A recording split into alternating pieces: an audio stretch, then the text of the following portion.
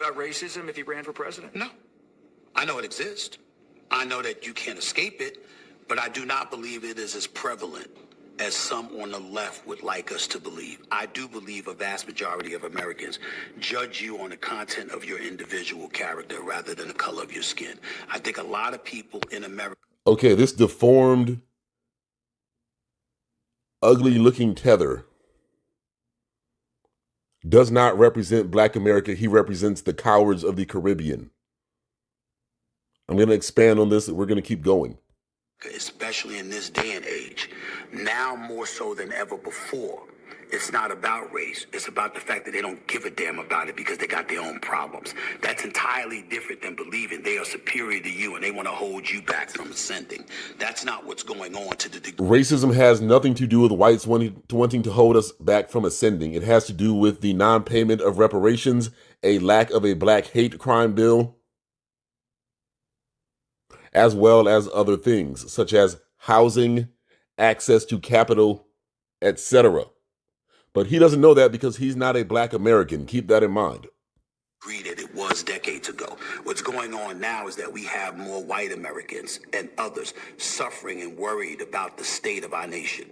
And because they're concerned about that, that's where their worries lie. You see his eyes glancing back and forth, reading cue cards or a teleprompter. Understand, this guy acts like how he looks. This is an ugly, ignorant man.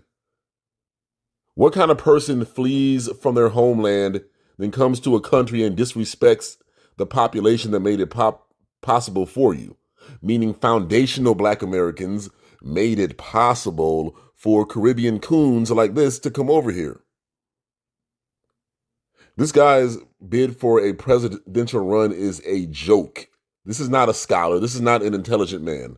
This is a loudmouth, sassy chump of a punk that's on television disrespecting Black people because that's what they do in the Caribbean.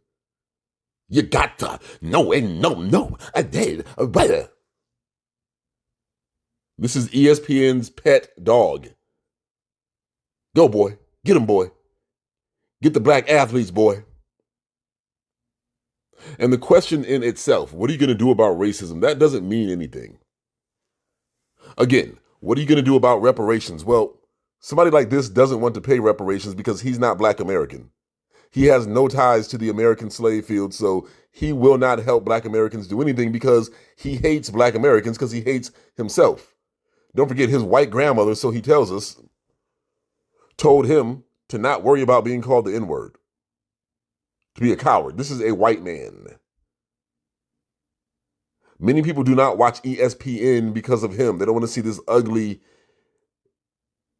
small chin, deformed head, messed up hairline having dude in their face any time of day.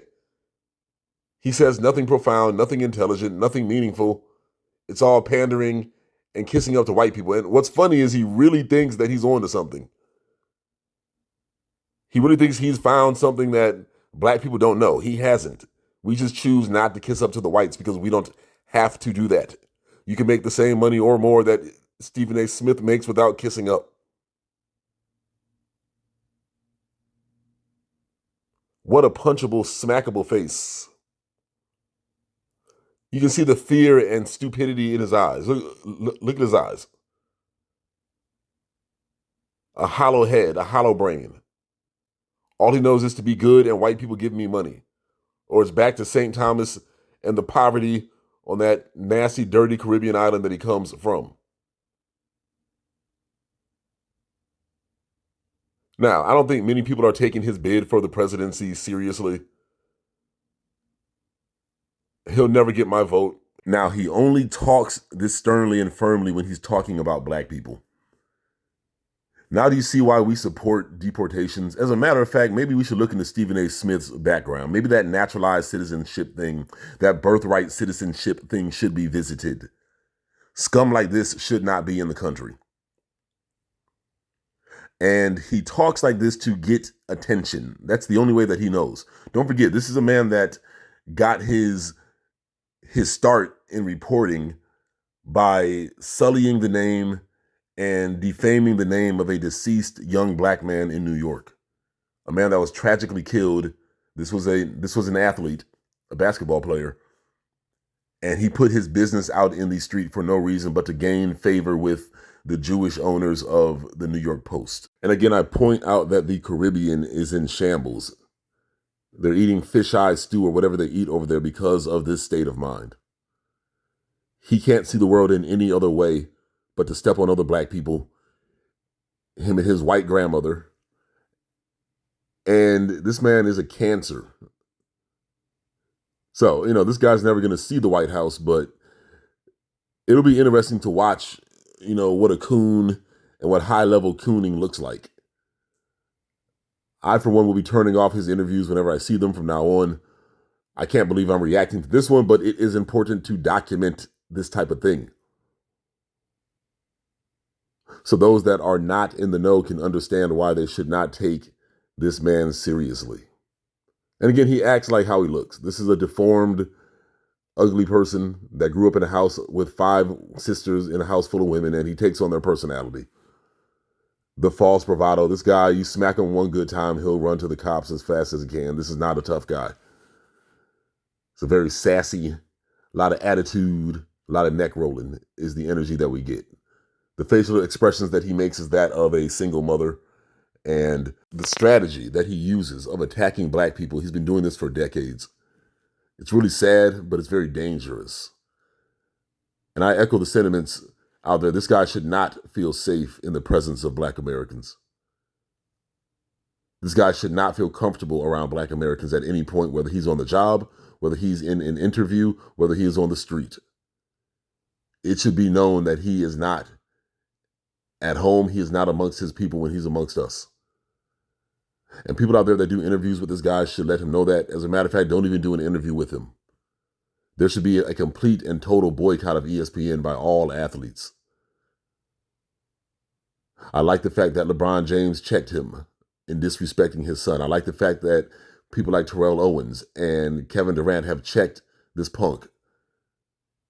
The checks should get harder. They should get louder. And once they understand that having Stephen A. Smith around will cost them money and will cost them ratings, only then will the message get through.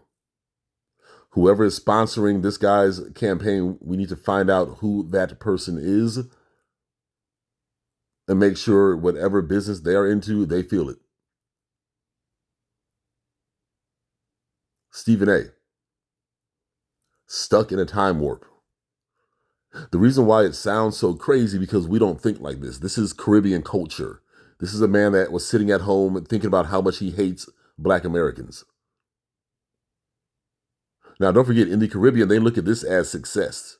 People like this is why they think they are doing better than black people in America. They're not. There are plenty of black Americans that are doing way better than Stephen A. Smith, and they don't have to do this. This is a man of low intelligence. When you have low intelligence, you are forced to scam. This is one big Caribbean scam that you are seeing, kind of like these Somalis in Minnesota. This is a more subtle scam. This is the anti-black racist scam, the coon scam.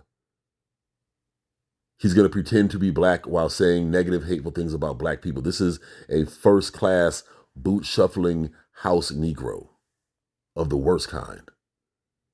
And it's not innocent what he is doing. This is very dangerous.